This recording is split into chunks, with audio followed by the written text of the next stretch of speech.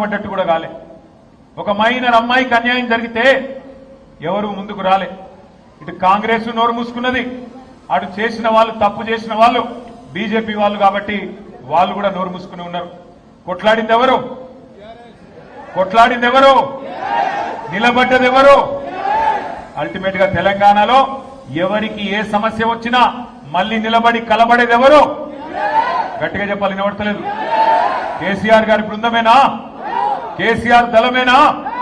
మళ్ళీ నిలబడేది, కలబడేది, గొంతు విప్పేది, కొట్లాడేది మళ్ళీ మనమే. కానీ ఒక్కసారి మనందరం కూడా ఆ తల్లికి, ఆ తండ్రికి, ఎవరైతే అమ్మాయి తల్లిదండ్రి ఉన్నారో వారిద్దరికీ గట్టిగా చప్పట్లతో సలాం చెప్పాలి, గట్టిగా చప్పట్లతో సల్యూట్ కొట్టాలని చెప్పి నేను విజ్ఞప్తి చేస్తా ఉన్నా.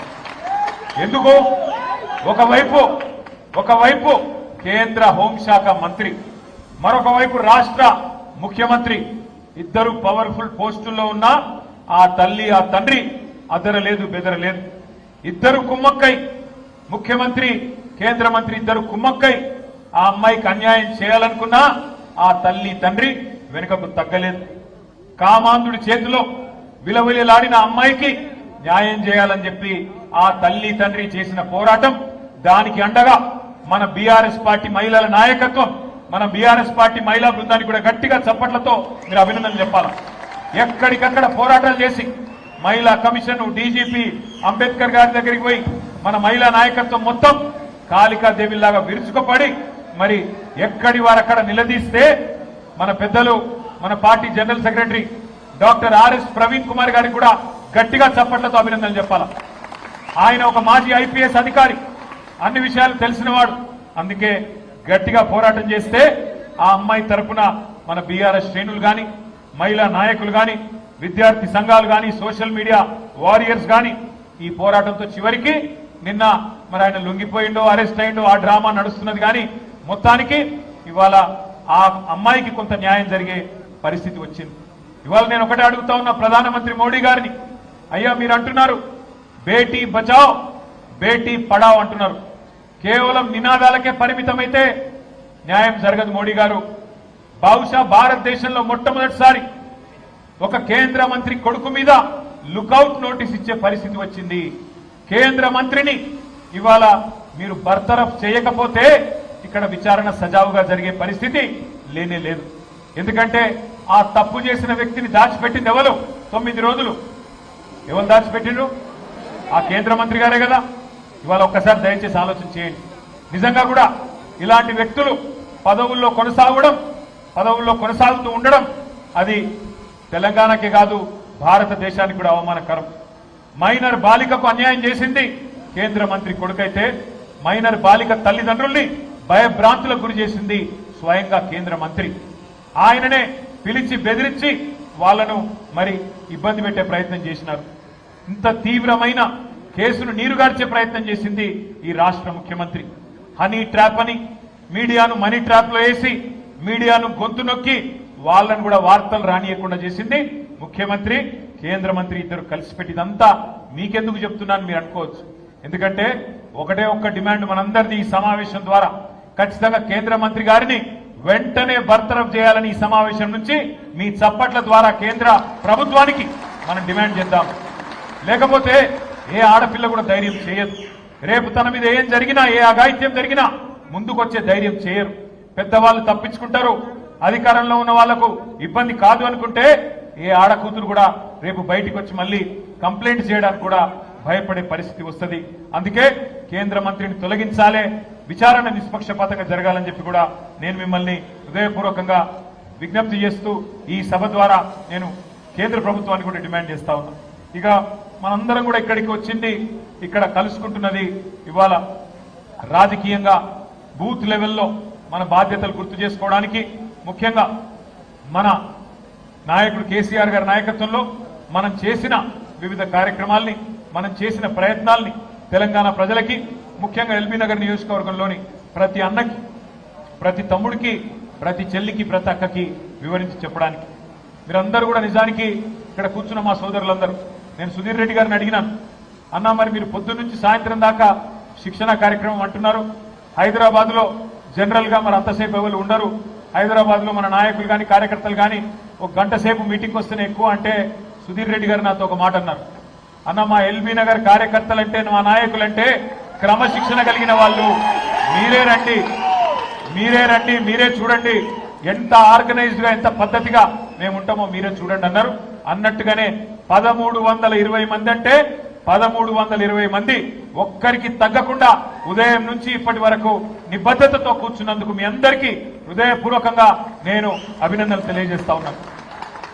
ఇవాళ చాలా మంది ఏమనుకుంటారంటే కార్యకర్తలు నాయకులు అంటే కేవలం ఎన్నికలప్పుడు మాత్రమే గుర్తొస్తూ ఉంటారు రాజకీయ పార్టీలకి.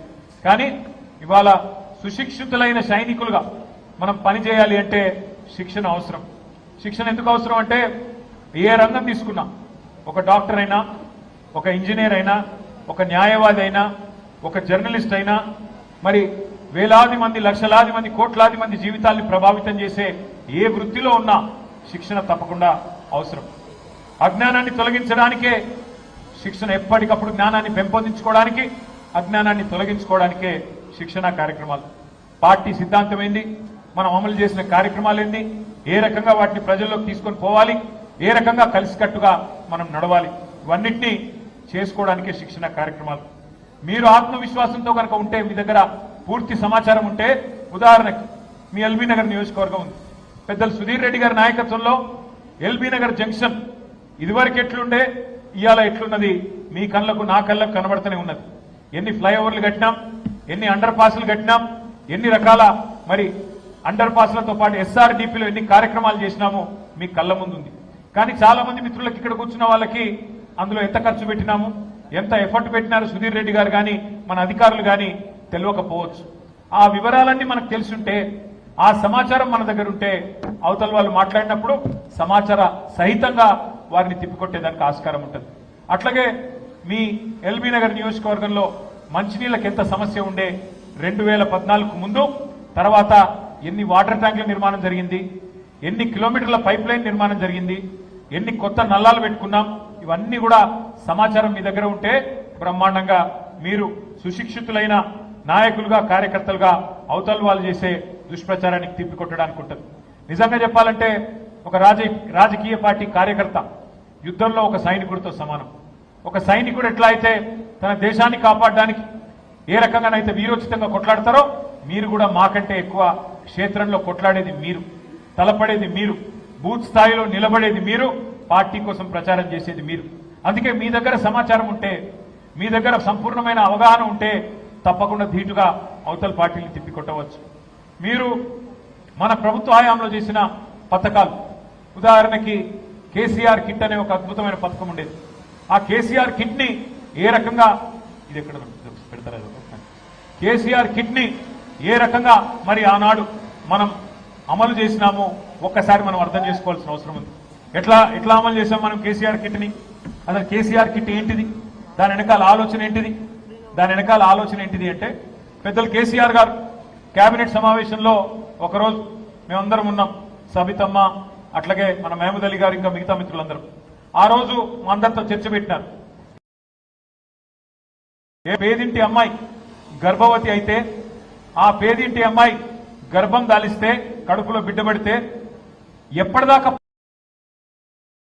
పనికి, ఇంకా రేపో ఎల్లుండో డెలివరీ అనేదాకా, మరి అట్లాంటి పరిస్థితుల్లో ఎంతమంది ఉంటారు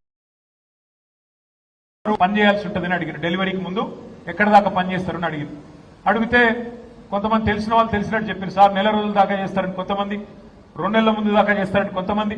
కాదు సార్, కొన్ని సందర్భాల్లో అయితే రేపు తెల్లారి డెలివరీ అనగా కూడా ముందు రోజు దాకా కూడా పనిచేసే పరిస్థితి ఉంటుంది అని చెప్పడం జరిగింది. మరి డెలివరీ అయిన తర్వాత, బిడ్డ పుట్టిన తర్వాత ఎన్ని రోజులు మళ్ళీ అమ్మాయికి రెస్ట్ ఉంటుంది అని అడిగాడు. అడిగితే చెప్పిన కొంతమంది నెల, కొంతమంది 2 నెలలు ఇట్లా చెప్పుకుంటూ వచ్చినారు. కానీ వాస్తవం ఏమంటే, చాలా పేద ఇళ్లలో రేపు డెలివరీ అంటే ఈ రోజు దాకా పని చేయాలి. ఎందుకు? డబ్బులు సంపాదించాలి, ఇంట్లో పని జరగాలి. అట్లాగే మళ్ళీ పాపనో బాబో పుట్టిన తర్వాత మళ్ళీ తిరిగి వెంటనే నెల రోజుల లోపలనే పచ్చి బాలింత అయినప్పటికీ మళ్ళీ తిరిగి పని చేయాల్సిన పరిస్థితి ఉంటుంది. అందుకే కేసీఆర్ గారు ఆలోచన చేసి ఒక కార్యక్రమం తీసుకున్నారు. ఏ డబ్బుల కోసం అయితే పని చేయకపోతే ఏ డబ్బులైతే రావో ఆ డబ్బులు ప్రభుత్వమే చెల్లిస్తే ఎట్లా ఉంటది అని ఆలోచన చేసి ఆనాడు ఆడ కూతురు పుడితే ఆడపిల్ల పుడితే 13,000 రూపాయలు ఇద్దాం, కనీసం 6 నెలలకి నెలకు 2,000 రూపాయలు చొప్పున, ప్రసవానికి 2 నెలల ముందు, ప్రసవించిన తర్వాత 4 నెలలు ఆ అమ్మాయికి రెస్ట్ ఉండాలి అనే ఉద్దేశంతో ఆడపిల్ల పుడితే 13,000 రూపాయలు మహాలక్ష్మి పుట్టిందని, మగ పిల్లోడు పుడితే 12,000 రూపాయలు ఇవ్వాలి అని చెప్పి ఒక మానవీయ